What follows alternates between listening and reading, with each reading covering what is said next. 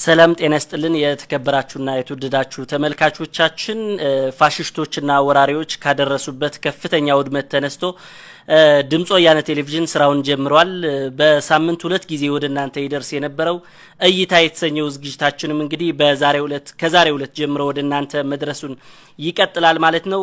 በተለይም በዛሬው ዕለት ዓለም አቀፋዊ ውግዘትና ስጋት ያስከተለው የአብይ አህመድ የጥፋት መንገድ በሚል ርዕስ ሰፋ ያለ ውይይት እናካሄዳለን።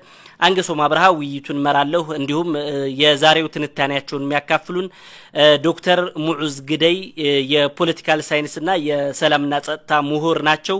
ከዛ ውጭ ደግሞ ረዳት ፕሮፌሰር መረሳ ፀሐዬ የፖለቲካል ሳይንስ ምሁር ሲሆኑ በዛሬው ዕለት ሰፋ ያለ ትንታኔያቸውን ያጋሩናል ማለት ነው። አብራችሁን እንድትሆኑ የአክብሮት ግብዣችን ነው። እንግዶቼ ስለመጣችሁ ከልብ አመሰግናለሁ። መልካም። እስኪ እንግዲህ የአብይ አህመድ መንግስት ዓለም አቀፋዊ ውግዘትን እያስተናገደ ይገኛል። አብይ አህመድ ቅቡልነት ለማግኘት የሚመስሉ መንገዶችን እየተፍጨረጨረ ይገኛል። በተለይም የንግስና በዓል ብሎ የሰየመው የመስቀል አደባባይም ሆነ የምክር ቤቱ ማለት ነው የነበሩ መፍጨርጨሮች አይተናልና እንደው የንግስና በዓሉን ያከበረበት መንገድ ዓለም አቀፍ ውግዘቱን ይቀንስልኛል፣ ተቀቡልነቴን ይጨምርልኛል የሚል እሳቤ ወይም ደግሞ ዓላማን አንግቦ የተካሄደ ነበርና እንደው አብይ አህመድ ካሰበው አንፃር ውጤታማ ነበር ይቻላል ወይ? ዓላማው አሳክቶለታል ወይ ማለት እንችላለን? እስኪ ከዶክተር ሙዑዝ ጀምር። እሺ፣ አንገሰው አመሰግናለሁ። ዓለም አቀፍ ተቀባይነት ወይ ያጣውን ቅቡልነት ከመመለስ አንፃር ብቻ ለመታየት ያለበት ሌሎች ሁለት ተጨማሪ ነገሮችም አሉ። አንደኛው ሰውየው ራሱና የፖለቲካ ስልጣኑ ካቆመበት ርዕዮተ ዓለም አንፃር ሊታይ ይችላል። ሁለተኛው እንዳልከው ቅቡልነትን የመመለስ ጉዳይ ነው። ሶስተኛው አብይ አህመድ አሁን እያካሄዳቸው ካሉ ተግባሮች እና ብልጽግና እያካሄደው ካሉ ትልቁ አጀንዳ ትግራይን በሁለተኛ ዙር ማጥፋትና ማውደም ነው። ስለዚህ እነዚህ ሶስት ተግባሮችን ከማሳካት አንፃር እንዴት ሆኗል፣ ምን ላይ ሳክቷል፣ ምን ላይ አልተሳካም ብለን ማየት ጥሩ ይመስለኛል። ከመጀመሪያው አንፃር አብይ አህመድና ብልጽግና ርዕዮተ ዓለም የሚባል ነገር የለውም። ግን በስትሪክትሊ በሳይንሳዊ ቋንቋ ርዕዮተ ዓለም የለውም። ነገር ግን እንደ ርዕዮተ ዓለም የሚወስዳቸው 6 ዋና ዋና ነገሮች አሉ። እነሱም አንደኛ ጥንቆላ ቀመስ የሆነ ኦኮልቲስት የሆነ ራሱን ትንቢት የተነገረለት ታሪክ የመረጠው አምላክ የመረጠው ሰው አድርጎ የማሰብ አንዱ ነገር ነው።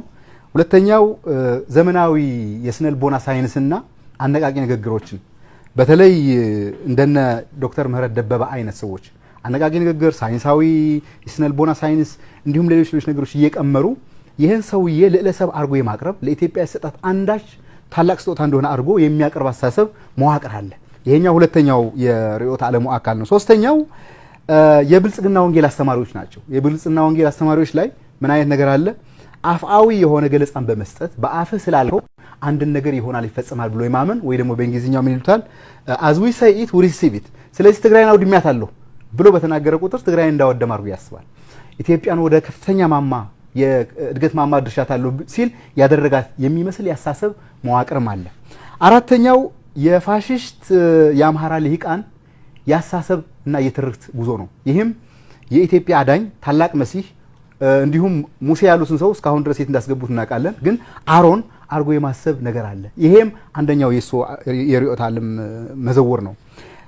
አምስተኛው በጣም በሚያሳዝን ሁኔታ የተከበረውን የኢትዮጵያ ኦርቶዶክስ ተዋሕዶ ቤተክርስቲያን አስተምሮ ላይ መሰረት ያደረገ ነገር ግን ይሄን አስተምሮ በጣም በተጣመመ መልኩ በመውሰድ ነገር ግን አንድን ብሔርና አንድን ሕዝብ በጣም ጽንፈኛ የሆነ የጥላቻ ሰበካን የሚሰብኩ እንደነ ዲያቆን ስል ይቅርታ ይደረግልኝ ዲያብሎስ ማለት ይቀለኛል፣ ግን ዲያቆን ተብሎ ስሙ ስለሰጠው ዲያቆን ዳንኤል ክብረት የሚመሩት ማዕከሉ ቤተ መቅደስና ቤተክርስቲያን ላይ ያደረገ ሰይጣናዊ ስራ የሚሰራ ቡድን ደሞ አለ። ይሄም አንዱ የርዕዮተ ዓለሙ አካል ነው። ስድስተኛው አንድም በፍርሃት ስለፈሩ ብቻ ሌላውም በየዋህነት አብይን የሚቀበሉ የኦሮሞ ተወላጆች አሉ።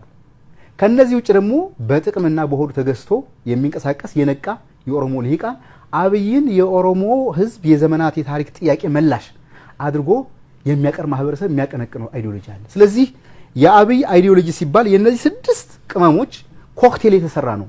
ስለዚህ እነዚህን የሚገባቸው ክብርና ድግስ ከመስጠት አንፃር አንድ በህገ መንግስት የተቋቋመ የኢትዮጵያ ብሔር ብሔረሰቦችና ህዝቦች ተወካዮች ሊኖሩበታል ተብሎ የሚታሰብ ምክር ቤት አውጥቶ አደባባይ ላይ አውጥቶ በማስቀመጥ ይሄን ከማሳካት አንፃር እነዚህ አይዲዮሎጂዎች ደስተኛ ያርጓቸዋል። ስለዚህ በዚህ አንፃር አብይ ተሳክቶልታል ማለት እንችላለን። ሌላ ሁለት ተጨማሪ ነገሮችም አሉ። አንደኛ የህዝበኛ የሆነው የፖለቲካ ቅኝቱ ሁሌ የሚወስደው ወዴት ነው? ወደ አደባባይ ነው የሚወስደው። ይህም ደግሞ ሌላ ነገር ጋር የሚያገናኘው ነገር አለ። ፋሽስቶች አንዱ ዋናው ሆልማርክ ኦፍ ዜር አይደንቲፊኬሽንና መለያቸው ምንድነው? አደባባይ ጋር ያላቸው ቁርኝት ነው። በቅርቡ ያለው ዘመዳችን ኢሳያስ አፈወርቂን ብናይ ሁሉ ነገሩን አደባባይ ላይ ነው የሚጨርሰው። ለምን? ከአደባባይ በመለስ ያሉ ተቋማዊነት፣ ስርዓት፣ አሰራር የሚባሉ ነገሮች ስለማይቀበሉ ሁሌም አደባባይ ላይ በሚያደርጓቸው ነገሮች አሹር ያደርጋሉ። ራሳቸውን ያረጋግጣሉ፣ ተቀባይ እንዳላቸው፣ ሰው እንደሚፈራቸው፣ እንደሚያከብራቸው። ለምን? አደባባይ ላይ ልክ አሁን መስቀል አደባባይ እንዳደረገው አለ የተባለ ማሽን ጋን ጠምዶ ወታደሮች ቢይዙ ነፍስ የሚያጠፉ የሚመስሉ ወታደሮችን ከቦ የተለየ ሀሳብ መቼም የሚያቀርብ ሰው የለም። ስለዚህ ፋሽስታዊ ማንነቱንም እግረ መንገዱ ያረጋገጠበት ነውና ከዚህ አንፃር ስኬታማ ሆኗል። ነገር ግን ያጣውን ዓለም አቀፍ ቅቡልነት ተመርጫለሁና ህጋዊ በድምጽ የተመረጠ መንግስት ነው የሚለውን ነገር ግን ከማሳካት አንፃር ግን ጭራሽ አልተሳካለትም። ለምን ቢባል ከመነሻው ምርጫ አልነበረም። ኦልሞስት 1/5 የምርጫ ጣቢያዎች ምርጫ አልተካሄደባቸውም። ከአምስት መራጭ ሊሆን የሚችል ሰው አንዱ አልመረጠም። ኦሮሚያ ክልል ውስጥ ትልቁ ሳይዝ ያለው የተመራጮች የፓርላማ ወንበር ያለው ኦሮሚያ ነው፣ 148 ወንበር ያለበት። እዚህ ክልል ላይ በብቸኝነት ነው የተወዳደሩት። ትልቁን ተገዳዳሪና ተፎካካሪ ሊሆን የሚችሉት ፓርቲዎች ኦኤልኤፍን ወይ ኦነግንና ኦፌኮን እንዲወጡ በማድረግ መሪዎቻቸው በማሰር ተጽዕኖ ፈጣሪ ግለሰቦች እንዲሞቱ በማድረግ ምርጫ እንዳይካሄድ አድርጎታል። በትልቁ የምርጫ ሂደቱን እንኳን ያየን የተመረጡበት ቦታ ያየን እንኳን እንደሆነ ማአት የምርጫ ሂደት ግድፈት ያለበት ነበረ። ግን ከዛ ባሰ ግን ይሄ ስርዓት ምርጫና ዲሞክራሲ ጠል ነው። ዲሞክራሲና ምርጫ ጠል ከመሆኑ የተነሳ ትግራይ ለዚህ ሁሉ ማአትና መከራ የተዳረገችው ለምንድን ነው? የራሴን መንግስት የራሴን እድል በራሴ የመወሰን መብቴን ተጠቅሜ ምርጫ መርጣለሁ ስላለች ነው። ስለዚህ ጄኖሳይድ ምርጫ ስለመረጠ አንድ ክልል ላይ የጄኖሳይድ አዋጅ ያወጀ መንግስት ተመርጫለሁና በዓለ ስሜቴ ላይ መጥታችሁ እውቅና ስጡኝ ብሎ እንዴት ተቀባይነት ሊያገኝ ይችላል? ምክንያቱም ትልቁ ዴሞክራሲ ብለው ምርጫ ብለው ትልቁ ጉዳይ ምንድነው? የህዝብ ስለ ህዝብ ለህዝብ የምታካሄደው ጥቅሙን የምታስከብርበት ሜካኒዝም ነው። በትልቁ ግን ህዝብ እየጨፈጨፍ ነው ያለው፣ አገር እንዳገር እየበተንክ ነው ያለው። ስለዚህ ማንንም የሚያምንህ ነው። ሌላው ቢቀር አሁን አንዱ አስቂው ነገር ለምዕራባውያን ነው ይሄ መልእክት ባይዘው ለምዕራባውያን የዲሞክራሲ ክሬዴንሻል አለኝና በዚህ እውቅና አገኛለሁ ነው። ለምዕራባውያን ግን ትልቁን ታሳምነው የምትችለው ነገር አፍርሰዋል፣ አድርገዋል። ምን? ጄኖሳይድ ፈጽመዋል። ስለዚህ ጄኖሳይድ እየፈጸምክ በአንድ መልኩ ደግሞ አይ በዲሞክራሲ የተመረጥኩ ነኝና ይሁንታ ስጡኝና ያጣሁትን ቅቡልነት ስጡኝ ማለት ምን ማለት ነው? ሰዎችን በጅምላ እየጨፈጨፍክ እኔ እኮ የቁንጫ ደም የማላፈስ የእንስሳ መብት አክባሪ ነኝ ብሎ እንደምመጻደቅ ነው። ስለዚህ ይሄኛውንም ምንም ቅቡልነት ሊያገኝ አልቻለበትም፣ ወድቆበታል። እንዲያውም ክራይሲስ ነው የሆነበት። በአደባባይ ነው የተጋለጠው። እስካሁን ድረስ በተለያዩ መድረኮች ተበጣጥሶ ይታዩ የነበሩ የአምባገነንነት የፋሽስትነትና የእኔነት አስተሳሰቡን ጥቅልል አድርጎ በአንድ መድረክ በአንድ ድግስ ለዛውም ረሃብ ህዝብ በረሃብ እየሞተ ያለ በደግሰው ድግስ ራሱን አጋልጦ ሰጥቷልና ሚሊዮኖችን አውጥቶ እንዲያውም አንዱ ሪፖርት ያየሁት ምንድነው 150 ሚሊዮን ለአበባ መደገሻ ለአበባ ብቻ 150 ሚሊዮን እና ያላቸው ምንድነው ቆጥባችሁ ተጠቀሙ ነው ያላቸው። እዚህ ትግራይ ላይ ኢትዮጵያዊ እንዳልሆን ሁሉ ያ ሁሉ እሳት ወርዶብን እንዳልተቃጠል አሁንም በረሃብ ያለቀ ነው ያለው። ስለዚህ እንዲያውም አንደኛው ሪፖርተር ምንድነው ያለው በ100 ዓመት ገደማ ከአጼ ኃይለ ሥላሴ 1920ዎቹ ኮሮኔሽን በኋላ የዚህ አይነት ንጉሳዊ በዓል ወይ ደግሞ በዓለ ስሜት በምስራቅ አፍሪካ ታይቶ አያውቅም ነው ያለው። ስለዚህ ራሱን ያጋለጠውና ቅቡልነቱም ከስሯል። ሁለተኛው ዙር የትግራይ ህዝብን በዘር ማጥፋት ለማነሳሳት ይጠቀምበታል ይሄ መድረክ። እስካሁን ድረስ በወሬው በፕሮፓጋንዳው ላደነዘዛችሁ ሰዎች አሁንም ልጆቻቸው እየላኩ እየተማገዱ ነው። አሁን አዝ ዊ ስፒክ እየተናገርን ባለን እንኳን በሺዎች ማአት ኢትዮጵያውያን እያለቁ ነው ያሉት። የኛዎቹ መስዋዕት ሲከፍሉ ለነጻነት ነው። እነሱ ግን ወገናቸውን ለማጥፋት ሲሉ ላልተቀደሰ ዓላማ እያለቁ ነው ያሉት። ስለዚህ አስቀድሞ ላደነዘዘው አድርጎታል። ምንም ማድረግ አይቻልም። ከዛ በተጨማሪ ግን ከዛ ባለፈ ግን ድል አደርጋለሁ፣ ኢትዮጵያን አድናለሁ፣ ተመልሼ ትግራይን በቁጥጥር አስገባለሁ የሚለው ነገር ግን አውደ ውጊያ ላይ እየተፈጸመ ያለው ሂደት ከአፍአዊ ፉከራ የበለጠ ስለሆነ ምንም ሊቀይረውም ሊያመጣውም ለውጥ የለም። ስለዚህ በሁለት ዋና መድረኮች ከስሯል ማለት ይችላል። መልካም እንግዲህ በነዛ ያው ያሳካቸው ነገሮችም ተመልክተናል። ለማንኛውም መረሳ ምናልባት ዶክተር ሙዕዝ ላይ ያለው ነገር መጨመር ትችላለህ። ነገር ግን እዛ የንግስና በዓል ላይ በርካታ የሀገራት መሪዎች ተገኝተዋል። በእርግጥ በግብዣ ደረጃ ወይም በልመና ደረጃ የተለመኑ በበዓሉ ላይ እንዲገኙ የተደረጉ በደብዳቤ ብቻ ሳይሆን በአካልም ድረስ የተለመኑ በርካታ የሀገራት መሪዎች ነበሩ፣ የአፍሪካ ሀገራት መሪዎች። ነገር ግን የተወሰኑት መጥተዋል። የመጡት ሰዎች የተናገሩት ንግግር አለ። በእርግጥ የመጡት ሰዎች አብይ አህመድ ኑና ተናገሩልኝ ብሎ የለመናቸው አይነት ንግግር ነው ያሳኩለት ወይስ ሌላ የቤት ስራ ነው ሰጥተውት የሄዱት? እዚህ ላይ ሌላ በጣም የበርካታ ሰዎች ትልቅ ጥያቄ የነበረው እንግዲህ ወዳጁ መካሪም ተደርጎ የሚቆጠሩት ያው የኤርትራው ፕሬዝዳንት ኢሳያስ አፈወርቂ በበዓለ ሲመቱ አልተገኙምና ይህን ሁሉ ምክር ለግሰው እንደውም በዓሉም በእነሱ ምክንያት ሳይካሄድ እንዳልቀረ ሁሉ እሳቸው አልተገኙምና በምን ምክንያት ነው የቀሩት የሚለው ነገሩን ማያይዘህ በዛው እንድታየው። እሺ አመሰግናለሁኝ። እንኳን ተገናኘን። ዶክተር ሙዕዝ ባለው ትንሽ ለመጨመር አብይ አህመድ ፋሽስት ብቻ ሳይሆን በምግባረ ብልሹ የዓለም ክስተት ነው በዚህ ሰዓት ስታየው። ምክንያቱ እንደዚህ አይነት ብዙ ፋሽስቶች ነበሩ፣ ግን የአብይ የሁሉም ፋሽስቶችን ሰብስቦ የእነሱን ባህሪን ተሸክሞ ይባስ ብሎ ደግሞ አንዴ ፋሽስት ይሆናል፣ አንዴ ፊውዳል ይሆናል፣ አንዴ ደግሞ የዲሞክራሲ ዘብ በዲሞክራሲ እንደተመረጠና እንዲያውም ሲዘግቡት እንደነበሩት በኢትዮጵያ ታሪክ ለመጀመሪያ ስድስተኛ ምርጫ ብሎ በኢትዮጵያ ታሪክ ለመጀመሪያ የተመረጠና ይህንን ዓለምን ለማሳየት ብሎ ነው የሚያስበውና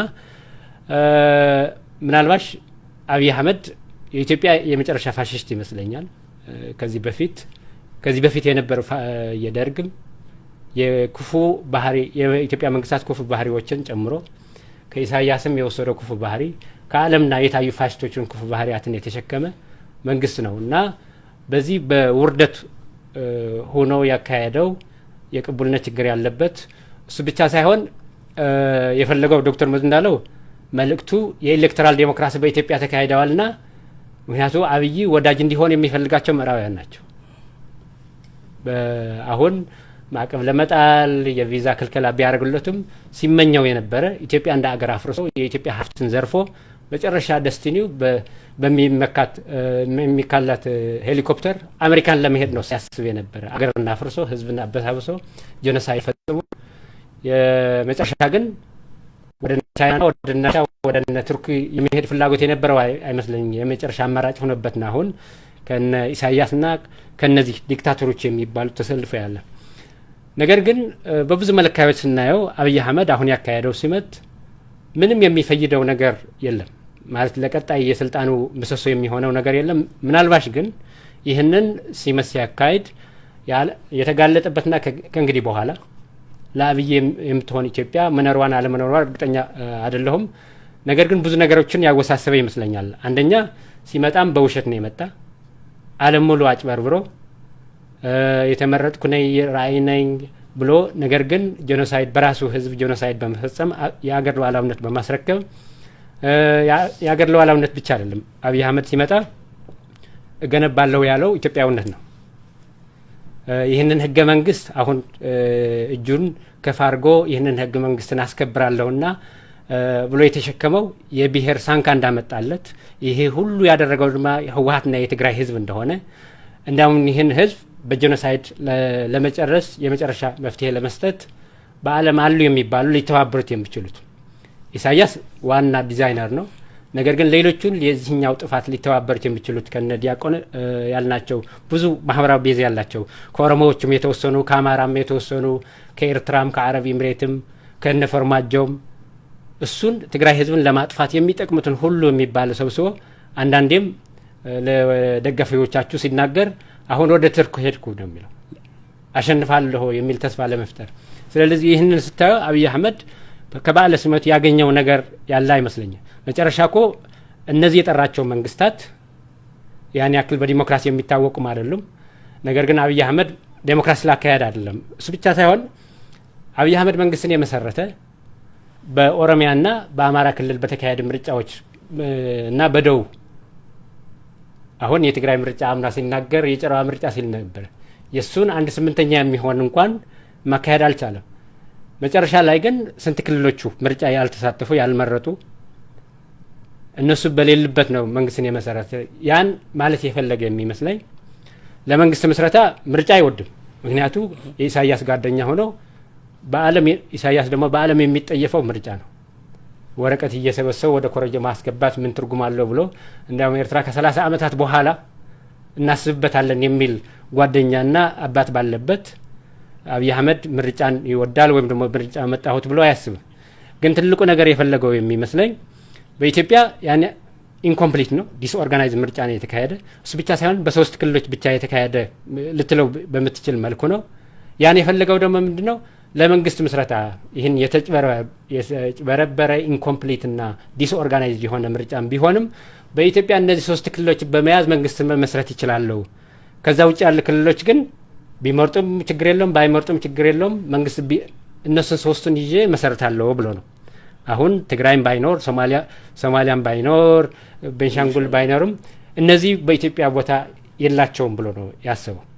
ምክንያቱም ከ4 ኪሎ እነዚህ 3 ክልሎች ከያዝ ከ4 ኪሎ አልወጣም ብሎ። ሌላ ደግሞ ያሳየው ባህሪ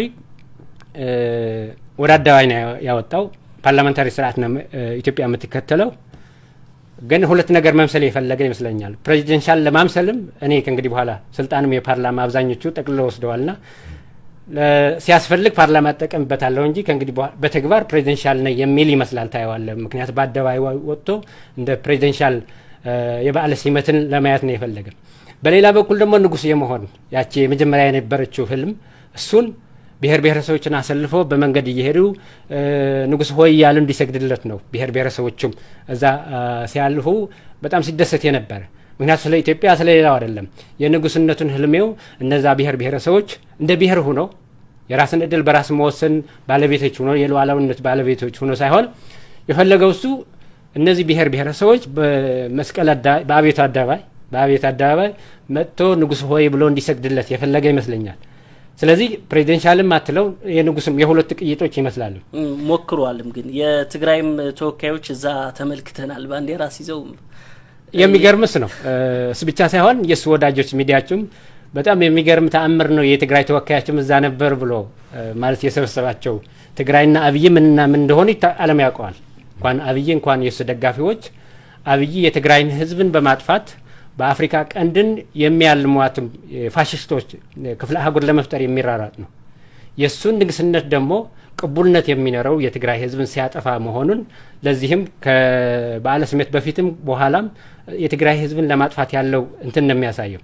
ግን የተፈለገው የትግራይ ህዝብም አለ ብሎ ማት የትግራይ ህዝብና አብይ ላይታረቁ ምናልባት ፋሽስትም ወደ ዓለም ህግ የሚቀርብበት ነው የሚሆነው። የሁሉ መስዋዕት እየተከፈለ ያለ ግን ብዙ ድራማዎች ተሰርቶ ትግራይም አካትቻለሁ ብሎ ምናልባት ሚኒስተርም ሰጥቶ ሊሆን ይችላል እኮ የትግራይ ተወላጆች ናቸው ብሎ ሚኒስተርም ሰጥቶ ሊሆን ይችላል። ግን ለዓለም ትግራይም የኔ አካል ናት ብሎ ነው። ነገር ግን የትግራይ በኢትዮጵያ ያለች ብሎ ጄኖሳይድ የሚፈጽምባት በመስቀል አደባባይ ባንዲራ የተወሰኑ ሰዎች ባንዲራ ሲዘው ትግራይም ተወክላለች እኔ ያክል ክልሎች ደገፉኝ ነው። አሁን አብይ የቸገረው የሚመስለኝ እውቅና የሚሰጠው አካል የለም። መጨረሻ ሲጨንቆ እኮ ቢሮዎቹን እንኳን አደረሰህ ብላችሁ ግለጹልኝ ብሎ ነው የራሱን እሱን የሚያዛቸው ቢሮዎች ትምህርት ሚኒስቴር ይላሉ፣ የኢትዮጵያ ንግድ ባንክ ይላሉ፣ ሌሎቹም ማስሱ የሚያዛቸው ቢሮዎች እንኳን አደረሰ እንኳን ተሸንክ በሉልኝ ብሎ ይህንን የሌጂትሜሲ ክራይሲስ ኢንተርናሽናል ብቻ አይደለም ማንም በኢትዮጵያ በዚህ ወቅት አብይ አህመድ እኮ አዲስ አበባ ብቻ ነው የሚያስተዳድር። ምክንያቱም በኢትዮጵያ ብታየው በኦሮሚያም በጋምቤላም በትግራይ እየተካሄደ ያለ ጦርነትም የአፍሪካ ቀንድን ሊያዛባ በሚችል መልኩ ነው። ግን እሱ አብይ ማለት ኢትዮጵያ ነው የፈለገው። ምንድነው ብሔር ብሔረሰቦችም ሌሎች ደጋፊዎቹም ለአብይ እንዲሰግዱ ንጉስ መሆኑን እንዲያረጋግጡ እሱ ብቻ ሳይሆን በአፍሪካ ቀንድ ደግሞ እነዚህ የወደቁ መንግስታት ክለብ መግባቱ ነው የጠራቸው። እነ ፎርማጆ ምናልባት ፕሬዚደንት ኢሳያስ አልመጣም ሊመጣም አይችልም። ምክንያቱም ፕሬዚደንት ኢሳያስ በብዙ መልኩ ለአብይ ትምህርት ሰጥተዋል። ምርጫ እንደማያስፈልግ እንዲያውም ከምርጫ በፊት ጦርነት ማካሄድ እንዳለበትም ጭምር የመከረው ነው። ምክንያቱም እሱም እንደዛ ነው የሚያደርግ። በ90 ዓመተ ምህረት ህገ መንግስትና 97 ህገ መንግስት የሚባል አላቸው ያልጸደቀ እሱን ይጸድቃል ተብሎ ሲጠበቀ ወደ ጦርነት ከኢትዮጵያ ጋር ነው የገባ። ምክንያቱ የሚፈልገው ዴሞክራሲና ምርጫ ሲመጣ እነዚህ አያስፈልጉምና ከዛ በኋላ ወደ ጦርነት ነው የምትሄደው። አምናም በ5 ዓመት ሲያልቅ ምርጫ ይካሄዳል ተብሎ ሲጠበቅ የምን ምርጫ ነው ያለው? ምክንያቱ ኢሳያስ ምርጫ የሚባል ዝም ብሎ ኮረጆ ተሰብስቦ ወደ ወረቀት ወደ ኮረጆ የሚሰበሰብበት እንትን ሊኖር አይችልም። እግረ መንገዱ ወደ አብይ ያልመጣበት አንድ ምክንያት የሚመስለኝ ምርጫ አርግ ያለው ለሚለው ሰው እውቅና ለመንፈግ ይመስለኛል። በሌላ በኩል ደግሞ እነዚህ በዛ የተሰባሰቡ መንግስታት ከዚህ በፊት ከኢትዮጵያ ሆኖ ጎን ሆኖ ማዕቀብ ጥሎብኛል ብለው የሚያስባቸው ናቸውና በተደጋጋሚ ለአፍሪካ ህብረት ወደ ታሪክ ቆሻሻ መግባት ያለበት ድርጅት ነው እንዳለ ይታወቃል። አፍሪካ ህብረት ብቻ ሳይሆን ኢጋድም ስላፈረሰው የኢሳያስ ጤፊት ደግሞ እሱን አፍሪካ ቀንድን እንዴት እንደሚቆጣጠረው ነው እንጂ አቤት አደባባይ መጥቶ የኔ ያክል እንኳን ተመረጥክ ብሔር ብሔረሰቦችም የሚል ራሱ አይቀበልም። ምክንያቱ የብሔር ብሔረሰቦች መብት ራሱ አገር ይበትናል ብሎ የሚያምን ነውና ፕሬዚደንት ኢሳያስ ለአብይ መጥቶ አብይ ወደ ፕሬዚደንት ሄዶ ቡራኬን ያገኛል። ይህንን ገልጸው ምክንያቱ ሁሉም ነገር የሚመክረው የሚመራው እና ይህ በዓለም የሻገተ ፋሽስት የሚባለው በዓለም ደረጃ ረጅም እድሜ ያለው ፋሽስት የሚባለውና አሁን ደግሞ በኢትዮጵያ በሞግዚት ፋሽስዝም በአፍሪካ ቀንድን ለማስፋፋት የሄደበት ስለሆነ ኢሳያስ ከአብይ ጋር ቂም ያለው አይመስለኝም። ሰዎቹ ተጣልተዋል ወይ እንደዚህ ሆነዋል ብሎ ላይ መሳሳት የለባቸው። አብይን የመሰለ በአፍሪካ ቀንድ ለኢሳያስን የእድሜ ልኩ ህልምን የሚያስፈጽምለት መሪ ተገኝቶ እንዲያውም ሌላው ምክር እየሰጠ እደግ ተመንደግ ሊለው የሚችለው ነው እንጂ እነሱ ሊጣልበት የሚችለው አይደለምና ኢሳያስ አለመምጣቱ የፈለገው ኢሳያስ የትኛው አይነት ምርጫ የፋሽስት ባህሪ እንዳለው አብይ ጨርሰዋል እኮ ኢሳያስ በ30 ዓመት ሙሉ ያደረጋቸው የፋሽስት ባህሪያትን ኢሳያስ በ3 ዓመት ነው የጨረሳቸው። አብይ በ3 ዓመት ነው የጨረሳቸው። ስለዚህ በተለኮ ደረጃ ኦሬዲ ስላሳካለት ከአብይ ጋር ምንም አይነት እሱ ብቻ ሳይሆን ከአብይ ጋር ሆኖ ትግራይን ለማጥፋት በጦርነት ውስጥ በትግራይ ውስጥ ያለ አመራር ነውና ይህንን ከግምት ውስጥ ስታስገባ የአብይና የኢሳያስ በአፍሪካ ቀንድን ፋሽዝም መልሰው ይህንን ፋሽዝም መመለሳቸው ብቻ አይደለም ለዓለም ግርምትን የፈጠረ ፋሽዝምን የፈጠሩት።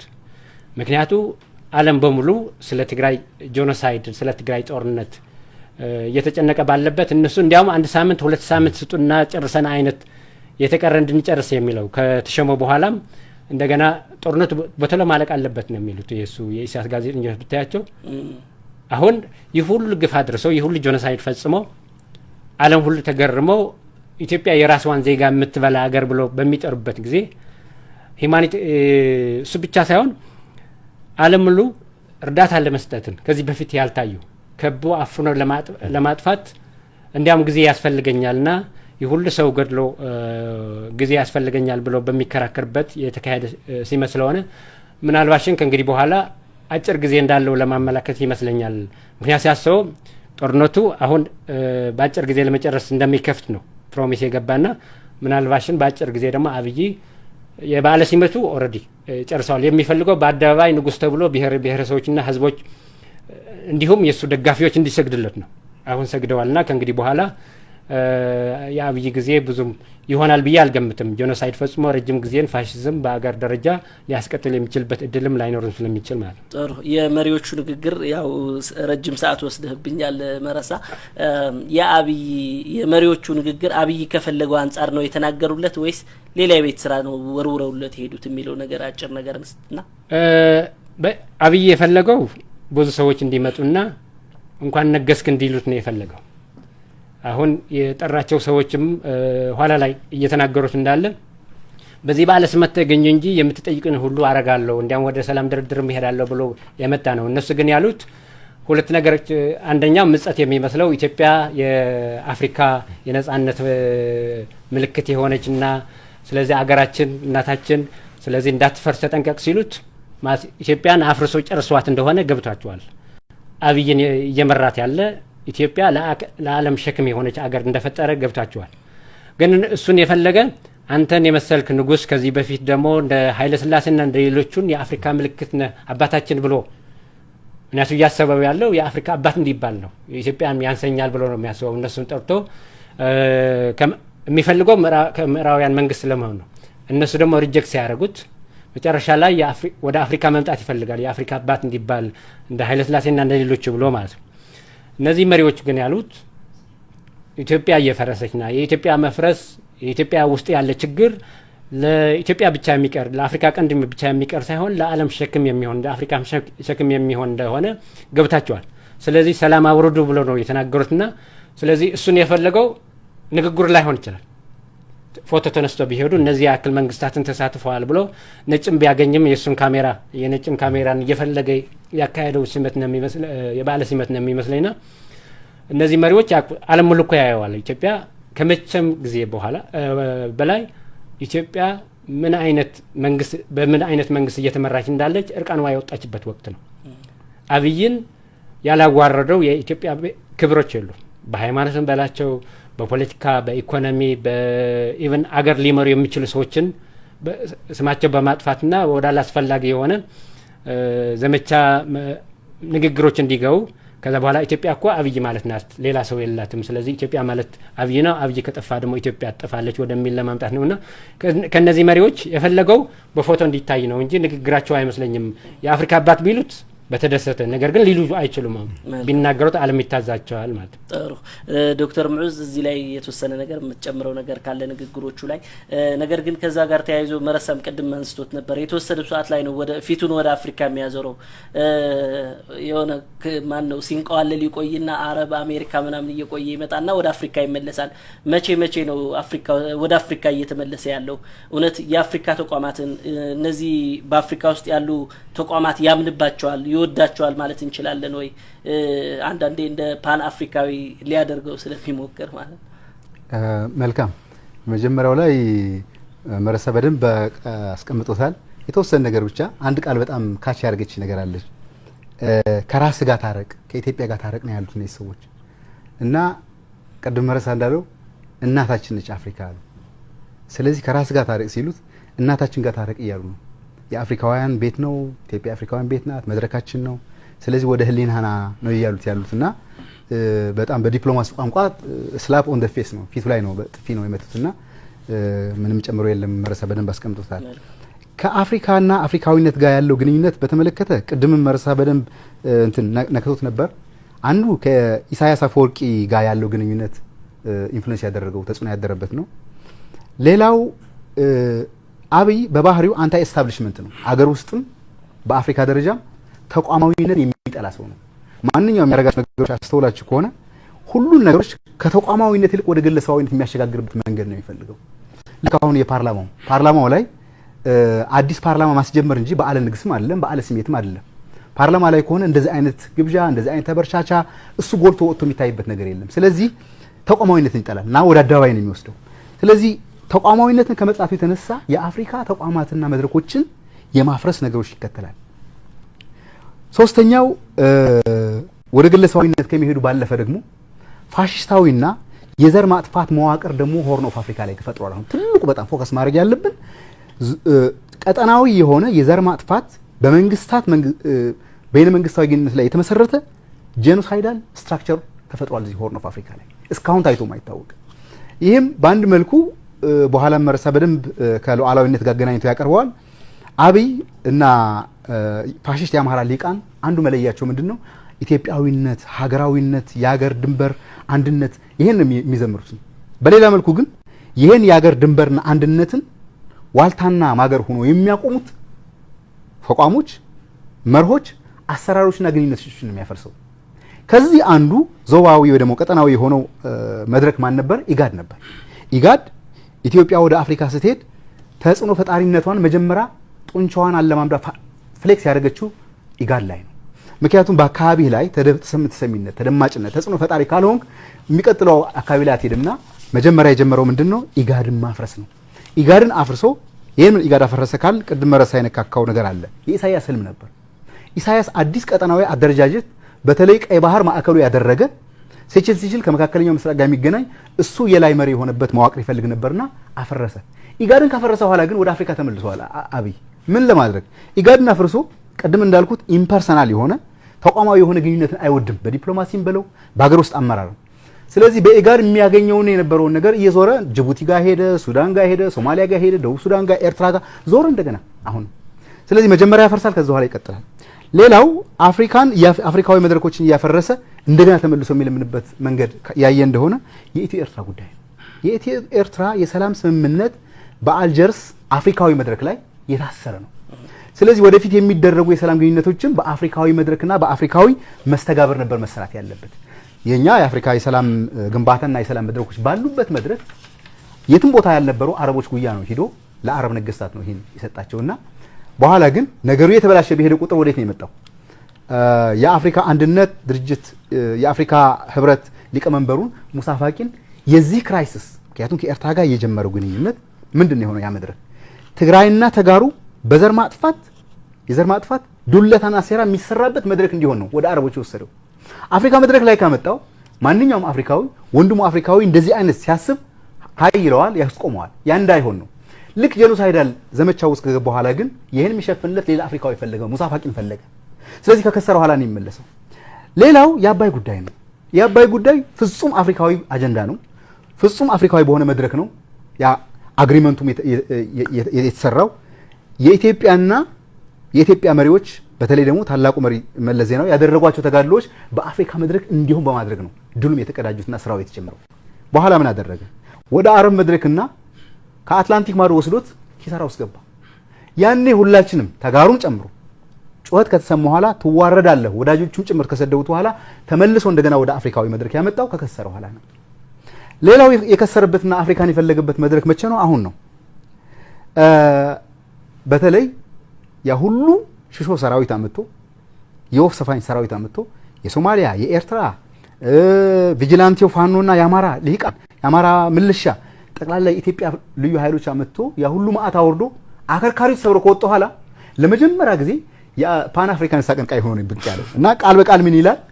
ወንድሞች አፍሪካውያን ሆይ አሁን እኛ ምንድንበት እድል በአፍሪካዊ መድረክ ከሆነ ዘንዳ ብቻ ነው። አጋርነታችሁና ወንድማማችነታችሁ በዚህ የቁርጥ ቀን ጊዜ በጣም ያስፈልገናልና ድረሱልን ብሎ መግለጫ አወጣው። ተመቶ ከትግራይ ከወጣ በኋላ ነው። ሌላው አፍሪካውያንን አሁን የሚፈለገበት መድረክ መቼ ነው?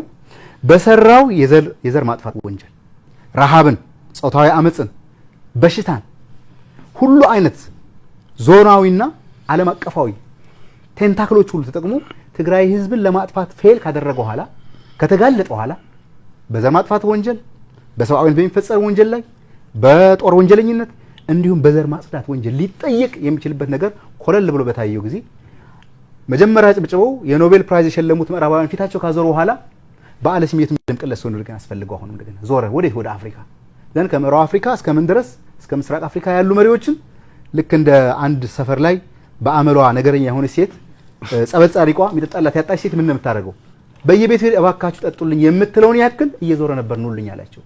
ስለዚህ በአጠቃላይ እነዚህን ምሳሌዎች ስናይ አብይና የብልጽግና አመራር አፍሪካዊነትን የሚፈልገው ሌላ መድረክ ላይ ይሄድና ከስሮ ማጣፊያ ሲያጥሩ ብቻ ነው። ይሄ ደግሞ ቲፒካል የኢሳያስ አፈወርቂ የፎሪን ፖሊሲ ቅጥያ ነው። ልክ ድመረሳ በደንብ ገልጾታል። አብይ ያልተማራትና ያልጨረሳት ነገር ብትኖር አስመሳይ ምርጫ አለማድረግም እሷ ብቻ ነች የቀረችው። ኢሳያስ ጭራሽ ምርጫ የምን ምርጫ ነው ግደፎ ጣሉት ወደዛ ነው የሚለው። አብይ ግን እሷ ነች አሁን የቀረችው እንጂ ሙሉ ለሙሉ የኢሳያስ ግልባጭ ነው የሆነው። አንድ ጥንታዊ ታሪክ ላይ የድሮ የመካከለኛው ዘመን ታሪክ ላይ አንድ የሚባል ነገር አለ።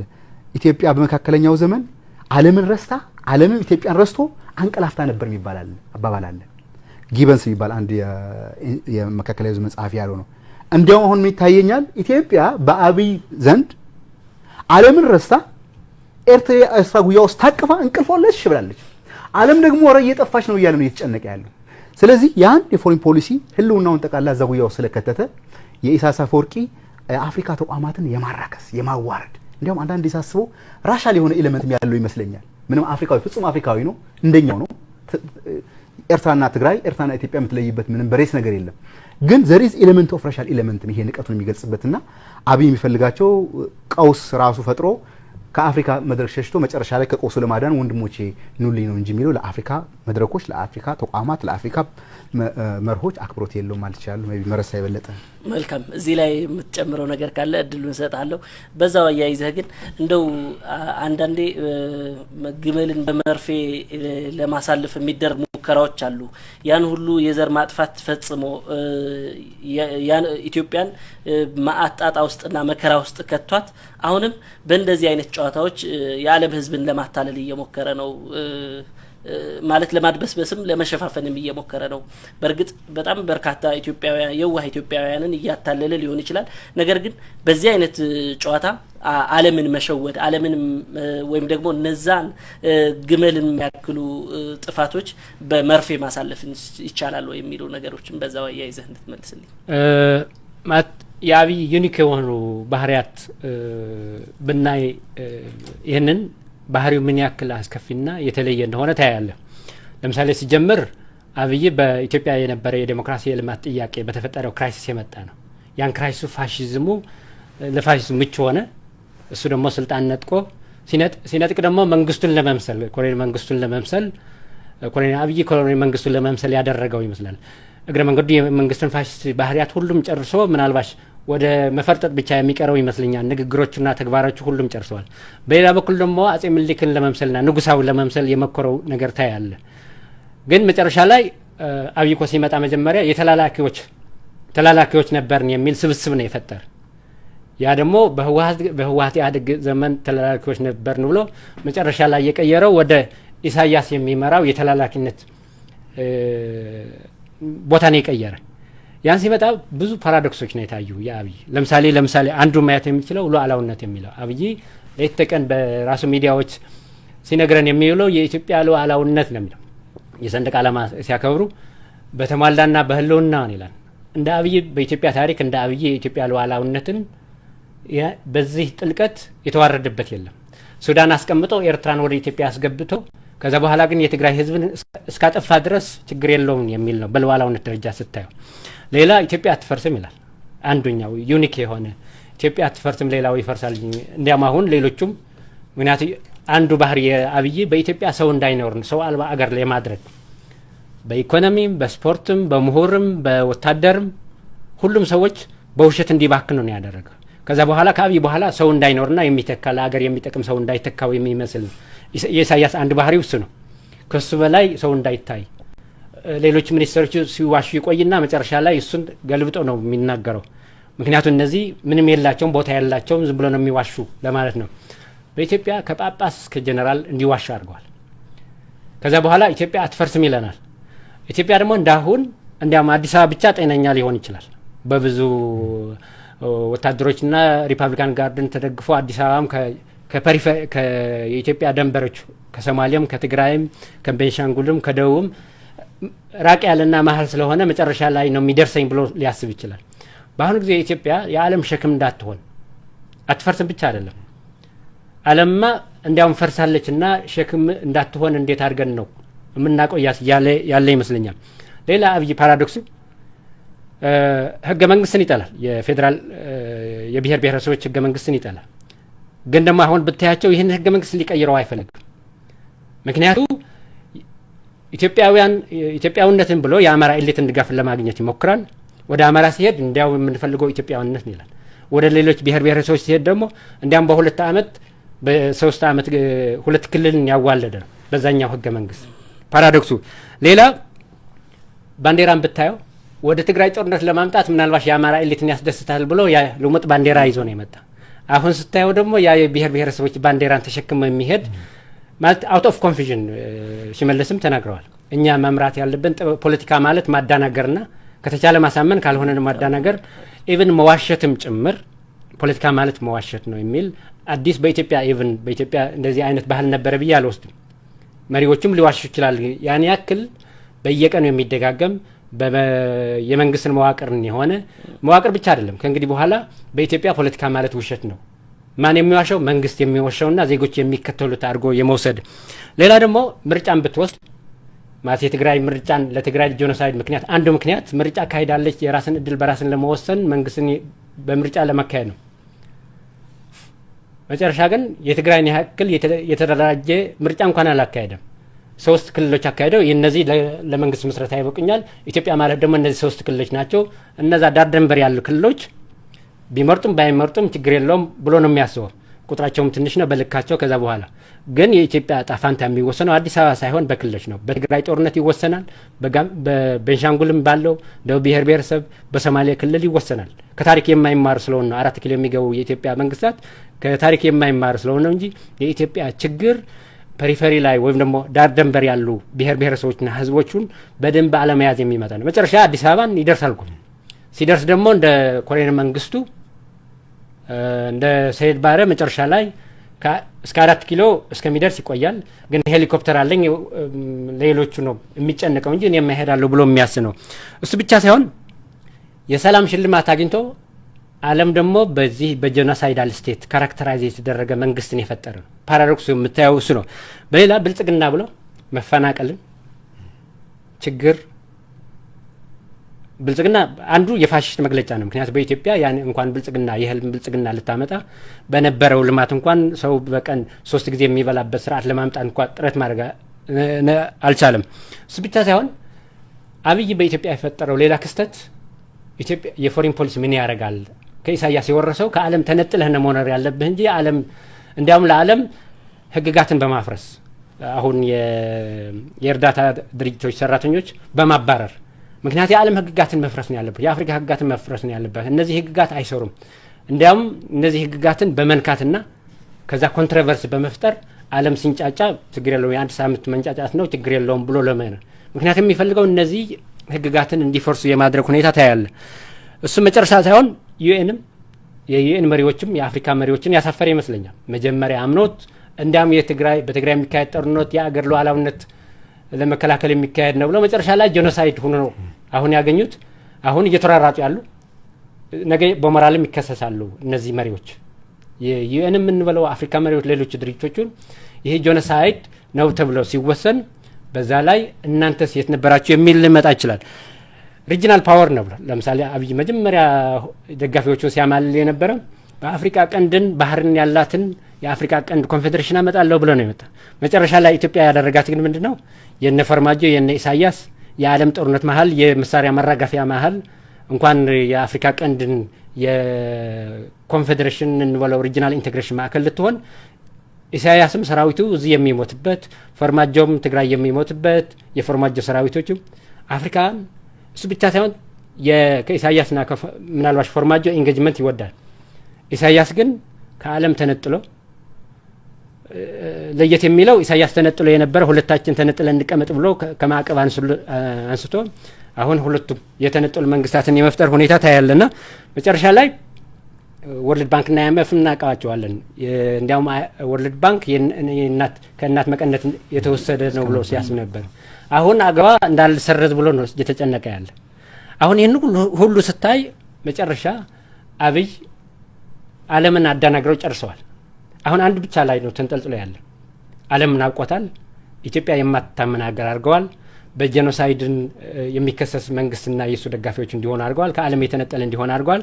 እንዲያውም ከኢሳያስን የበለጠ በ3 ዓመት 30 ዓመትን ኢሳያስን የሰራው በ3 ዓመት በማሳጠር የታወቀ ሆነዋል። ይህንን አሁን አንድ ብቻ ላይ ተንጠልጥለዋል። ቻይናና ራሻ በሴኩሪቲ ካውንስል ቪቶ ፓወር ስላላቸው እነሱ ብቻ ያድንኛል ብሎ በጦርነት የሚድን አይመስለኝም። የትግራይ ጦርነት የአብይን ህልውና ይጨርሳል። እሱ ብቻ ሳይሆን በአፍሪካ ቀንድም ለዓለም ሸክም የሆነች አገር ፈጥሯል። ግን አሁን የእሱ ደጋፊዎች እያሉ ያሉ ችግር የለውም ራሻና ቻይና ቪቶ ፓወር ተጠቅሞ ኢትዮጵያ እንዳትከሰስ ወይም ደግሞ የኢትዮጵያ መንግስት እንዳይከሰስ ያደርጋሉ ብሎ የመጨረሻ ምሽጉን እየተጠቀመ ያለ። ግን እግረ መንገዱ ዓለም ኢትዮጵያን እና የኢትዮጵያ መንግስትን እየፈረሱ ሸክም እየሆኑ ያለበት ይመስለኛልና እነዚህ ፓራዶክሶች ነው አብይን የተለየ እንዲያውም በኢትዮጵያ ታሪክም የተለየ ነው። በዓለም ታሪክም በ21ኛ ክፍለ ዘመን ይህን ያክል ሩዋንዳ እንዳይደገም ብሎ አፍሪካን የኮነነ ጄኖሳይድ በ21ኛው ክፍለ ዘመን ለምን አይደገም ብሎ ጄኖሳይድ እያካሄደ ያለ መሪ ይመስለኛል።